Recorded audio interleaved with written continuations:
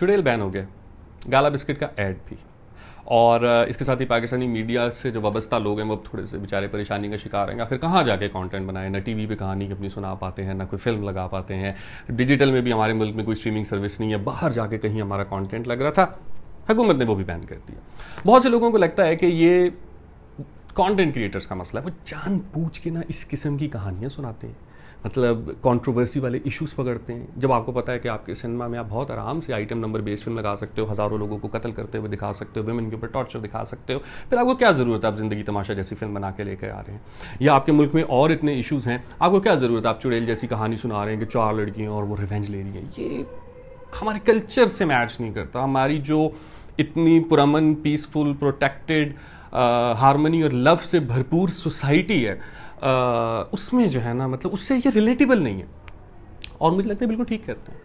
ये कंट्रोवर्सी वाली कहानियां बिल्कुल भी हमारे माशरे से नहीं वाबस्ता, हमसे बिल्कुल रिलेट नहीं करती। तो मैं कुछ कहानियां लेकर आया हूं, और ये कहानियां ना सिर्फ पाकिस्तानी माशरे से वाबस्ता हैं, ये हमसे रिलेटेबल भी हैं, और इनमें पूरा एक हीरोइक जर्नी भी है। यानी जो भी एक फिल्म के लिए एक रिक्वायर्ड स्ट्रक्चर होता है ना, कि जिसमें एक प्रोटैगनिस्ट हो, उसकी एक स्ट्रगल हो, उसका कोई कॉन्फ्लिक्ट हो, उसकी कोई अचीवमेंट हो, ये सारी चीज़ें इन कहानियों में हैं। और मैं चाहता हूं कि अगर कोई प्रोड्यूसर्स, इन्वेस्टर्स, फाइनेंसर्स या कोई और इदारे जो हैं वो फिल्म बनाने के लिए कहानियों की तलाश में हैं, तो ये जो कहानियाँ मैं सुनाने लगा हूँ, काइंडली इन कहानियों पर गौर करें और मुझसे रब्ता कर सकते हैं इन्वेस्टमेंट के लिए। तो जो पहली कहानी है वो कॉलेज स्टूडेंट्स की है। ये 4-5 स्टूडेंट्स होते हैं, और ये कॉलेज की कैंटीन में बैठ के एक दिन सुबह के वक्त चाय पी रहे होते हैं। चाय पीते पीते एक बंदा कहता है, यार दिस टी इज़ फैंटास्टिक। दूसरा बंदा कहता है, हाँ यार चाय तो बहुत अच्छी है, चलो चल के क्लास लेते हैं। जब वो वापस जा रहे होते हैं तो कैंटीन वाला उनको कहता है, भाई साहब पैसे। उनमें से एक स्टूडेंट कहता है, यार कल ले लेना। वो एकदम से उसको दीवार की तरफ इशारा करके कहता है कि ये क्या लिखा हुआ है। दीवार पे लिखा होता है कि कश्मीर की आज़ादी तक उधार बंद है। ये चारों दोस्त इमोशनल हो जाते हैं। ये कहते हैं फिर पहले कश्मीर आज़ाद कर लेते हैं, यहाँ उधार भी चालू करवा देंगे। और वो चारों वहीं से एक गेटअप लेते हैं, कश्मीर की पहाड़ियों में जाते हैं, कश्मीर को आज़ाद कराते हैं, वापस आते हैं, उसी होटल में उसी बंदे के सामने बैठ के चाय पीते हैं और कहते हैं पैसे कल देंगे।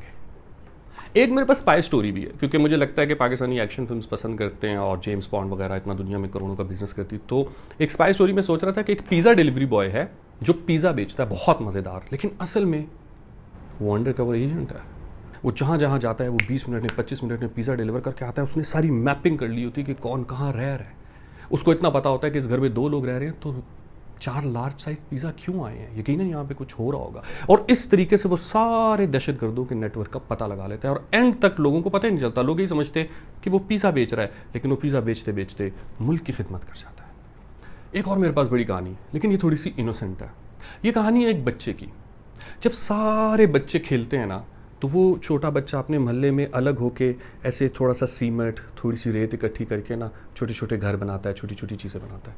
उसका बाप एक दिन उसको देखता है और वो कहता है कि बेटा तू क्या करना चाहता है। वो कहता है मैं बस कंस्ट्रक्ट करना चाहता हूँ, मेरा शौक है कि मैं चीज़ें बनाऊँ चीज़ें बनाऊँ चीज़ें बनाऊँ।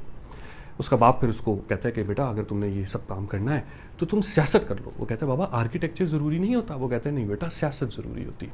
वो सियासत में आ जाता है, और सियासत में आने के बाद वो कंस्ट्रक्शन में इतना बिजी होता है कि वो कहीं पे वो सड़कें बना रहा है, कहीं पे वो पुल बना रहा है। उसको इनफैक्ट बनाने का शौक ज़्यादा पैदा हो जाता है। फिर वो मिसाइल बनाने लग जाता है, वो बम बनाने लग जाता है, वो आवाम के लिए सब कुछ बना लेता है। हॉस्पिटल बनाना भूल जाता है, और आवाम की खिदमत करते करते एक दिन बीमार पड़ जाता है। जब वो बीमार हो जाता है तो सब कहते हैं कि इसको मुल्क से बाहर ले जाओ। अवाम कहती नहीं ये हमारा हीरो है, इसको हमारे पास रखो। लेकिन अवाम को ये भी होता है कि ये हमारा हीरो बीमार तो पड़ चुका है, तो वो उसको लंदन भेज देते। फिर वो वहाँ इलाज कराता रहता है, और बाकी कौम ये सोचती रहती है कि अब सब कुछ तो बना लिया है, अब हॉस्पिटल कौन बना के देगा। तो फिर जिसने हॉस्पिटल बनाया होता है वो उनका नया लीडर बन जाता है। एक कहानी में सोच रहा था कि कुछ स्पिरिचुअल डायमेंशन की भी होनी चाहिए। हमारे यहाँ पे स्पिरिचुअलिटी से लोगों की बहुत वाबस्तगी है, तो कोई एक ऐसी रूहानी कहानी होनी चाहिए कि जिसमें एक बंदा जिसको सुकून की तलाश होती है, उसे दौलत मिलती है, शोहरत मिलती है, इज्जत मिलती है, सब कुछ मिलता है, लेकिन उसको सुकून की तलाश होती है, उसे सुकून नहीं मिल रहा होता। और थ्रू आउट द फिल्म हम दिखाएं कि खूबसूरत से खूबसूरत लड़की जो है ना, वो उसको अपना जिस्म पेश कर रही है और वो कह रही है कि आओ मुझे प्यार कर लो, तुम्हें सुकून मिलेगा। लेकिन वो हर लड़की को ऐसे रिजेक्ट करता जा रहा है। वो कह रहा है नहीं, मुझे सुकून की तलाश है, मुझे सुकून की तलाश है। लड़कियां मर रही हैं, वो कह रही है हमसे प्यार कर लो, हमसे प्यार कर लो, हमसे प्यार कर लो, तुम्हें सुकून मिल जाएगा। वो कहता है मुझे नहीं, ये वाला सुकून नहीं चाहिए। फाइनली करते करते उसकी ये स्ट्रगल देखकर वो एक दिन मुल्क का बादशाह बन जाता है। तो जब वो मुल्क का बादशाह बन जाता है, वो सारा प्यार जो लड़कियां उससे मांगती होती हैं, जो वो लड़कियों को करना चाहता होता है, वो मुल्क से करने लग जाता है। और जब अपने मुल्क से वो वाला प्यार करता है, सब सुकून में आ जाते हैं। मेरे पास एक बिल्कुल गैंग्स ऑफ वसीपुर डायमेंशन एक स्टोरी है। ये एक ऐसा बंदा है जिसके बारे में आपको समझ नहीं आएगी कि क्या ये क्रिमिनल है भी या नहीं। ये बिल्कुल, इसकी कहानी शुरू होती है एक सिनेमा से। इसको फिल्म्स देखने का शौक होता है, एक्टर भी बनना चाहता है, बाहर बैठा रहता है, कभी टिकटें खरीद लेता है, कभी टिकटें बेच देता है, कभी आइसक्रीम लगा लेता है।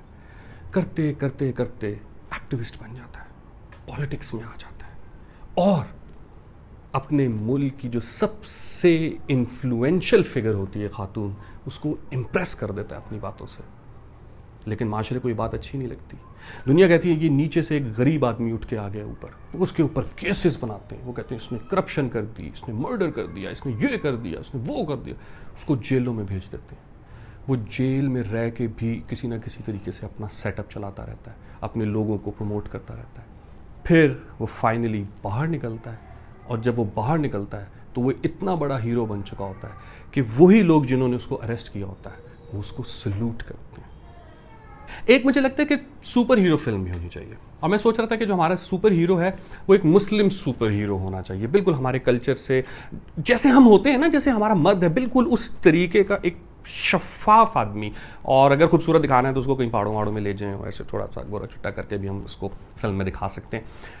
उसकी सबसे बड़ी क्वालिटी ये होती है मुस्लिम सुपर हीरो की कि जब भी कोई काफिर लड़की उसके सामने आती है ना, तो वो मुसलमान हो जाती है। और इस तरह वो इतनी लड़कियां मुसलमान कर लेता है, इतनी बड़ी बड़ी जो इंपॉर्टेंट ओहदों पे बैठी हुई खवातीन होती हैं वो मुसलमान होने लग जाती हैं कि सारी दुनिया के काफिर इकट्ठे हो जाते हैं और वो कहते हैं यार हमें इसका कुछ करना पड़ेगा, इस मुस्लिम सुपर हीरो को जो है किसी तरीके से मुसलमानों से छीन लो। करता लेकिन वो लड़कियों को ही मुसलमान है। कोई काफिर आदमी अगर उसको देख लेना तो वो कभी मुसलमान नहीं होता। मतलब ये ही कहानी का मेन कॉन्फ्लिक्ट है। इसी वजह से उनको इससे नफरत होती है और वो उस पर एतराज भी करते हैं कि ये मुस्लिम सुपर हीरो किसी मर्द को क्यों नहीं मुसलमान करता, ये सिर्फ हमारी लड़कियों को क्यों मुसलमान कर रहा है। कहता है वेल ऐसे ही है, मेरी मर्जी। फिफ्थ जनरेशन वॉर चल रही है तो हमें ना कुछ वॉर टाइप फिल्म्स भी बनानी चाहिए, द ग्रेट वॉर मूवीज। और उसमें मैं सोच रहा था कि एक ऐसा फौजी हो, उसकी जो कहानी है ना वो सारी आज तक हमने जितनी वॉर स्टोरीज देखी हैं उससे बिल्कुल मुख्तलिफ हो। It's a totally different story. मेरा चैलेंज है कि इससे ज़्यादा ओरिजिनल और नई कहानी आपने नहीं सुनी होगी। तो ये जो फौजी होता है ना, इसकी कहानी यहाँ से शुरू होती है कि ये अपने साथ कुछ फौजियों को लेकर जाता है और कहता है हम दुश्मन के इलाके पे कब्जा करेंगे। जब वो दुश्मन के इलाके पे हमला करते हैं तो वहाँ जंग शुरू हो जाती है। अब ये क्या करता है, अपने बाकी दोस्तों को वहीं मैदान जंग में छोड़ के खुद भाग जाता है। वो उसके जो दोस्त होते हैं वो कहते हैं यार हम लड़ रहे हैं ना मुल्क के लिए। वो कहता है नहीं नहीं नहीं नहीं, मैं ना पीछे इतला दे के आता हूँ। पीछे जब वो वापस इतला देने आता है ना तो वो इल्ज़ाम लगा देता है बादशाह पे कि ये जो बादशाह था ना इसने जंग करवाई है और अब बादशाह को हटा दो। और बादशाह को हटा के वो खुद बादशाह बन जाता है। अब जब वो खुद बादशाह बन जाता है फिर उसको समझ नहीं आती, तो कभी वो ताजमहल के आगे जाके तस्वीरें खिंचाने लग जाता है, कभी वो तबला बजाने लग जाता है, कभी वो क्रिकेट खेलने लग जाता है। काफ़ी मतलब इस तरह फिर वो टाइम पास करता रहता है। इसमें हम थोड़े से फन एंड लव मोमेंट्स डाल सकते हैं फिल्म को, कि पहले तो थोड़ा वॉर सीन था, अब वो थोड़ा सा music and art and everything. और उसके बाद वो फिर वो बीमार हो जाता है, फिर उसको दुबई ले जाते हैं। दुबई जाके बस फिर एक हॉस्पिटल में पड़ा होता है, बस फिर अपना इलाज करता रहता है। It's a bit different story. एक कहानी में सोच रहा था थोड़ी मुझे उसमें, लेकिन वुल्वरीन से थोड़ी सी इंस्पिरेशन है, लेकिन हम दिखा सकते हैं कि समवेयर सिंध का कोई एक सुपर हीरो है, आप उसको कुछ कर लें वो कभी नहीं मरता। आप उसको जैसे मर्जी मारें वो थोड़े देर बाद, हर कुछ अरसे बाद एक नए पार्ट के साथ अवेलेबल होता है। तो वो भी एक मुझे लगता है कि एक बड़ी इंटरेस्टिंग कहानी हो सकती है कि सिंध का हीरो हो और उसकी जो सबसे बड़ी क्वालिटी हो, ही नेवर डाइज। अगर आप लोगों को अभी भी लगता है कि नहीं ये सारी कहानियां बकवास हैं और हमें कोई सीरियस फिल्म बनानी चाहिए, हमें कोई इशू बेस्ड फिल्म बनानी चाहिए, हमें कोई एक्टिविज्म बेस्ड फिल्म बनानी चाहिए, तो फिर मैं आपको सजेस्ट करूंगा कि आप एक और लास्ट कहानी है ये सुन लें। और ये कहानी ऐसी कि मोटरवे पे एक खातून जा रही होती है और उसका पेट्रोल ख़त्म हो जाता है, उसकी गाड़ी वहीं खड़ी हो जाती है। वहाँ कुछ लोग आके उसका रेप कर देते हैं। उसके बाद पुलिस मुजरिमों को पकड़ने निकलती है और पूरी फिल्म ख़त्म हो जाती है। मुजरिम नहीं पकड़े जाते। इसके बाद आप बेशक इसका पार्ट 2 बना लें, पार्ट 3 बना लें, पार्ट 4 बना लें, मोटरवे से उठा के किसी गांव में ले जाएं, किसी पहाड़ में ले जाएं, किसी स्कूल में ले जाएं, जहां आपका दिल करता है वहां से आप कहानी निकालते रहें। और मुजरिम को तो आपने एंड तक पकड़ना नहीं है, मसले को भी नहीं आपने सॉल्व करना, तो आप कहानियों पे कहानियाँ ये वाली चलाते रहें और इसके कई पार्ट्स आ सकते, तो इस पे फिर आप इन्वेस्टमेंट कर दें। ये थे मेरे आइडियाज़, आई होप सो आपको पसंद आए होंगे। अगर नहीं पसंद आए और आपको लगता है कि आपके पास मुझसे ज़्यादा अच्छी कहानियाँ हैं तो आप मुझे कमेंट्स में बता दें, हम वो पिच कर लेंगे। Thank you.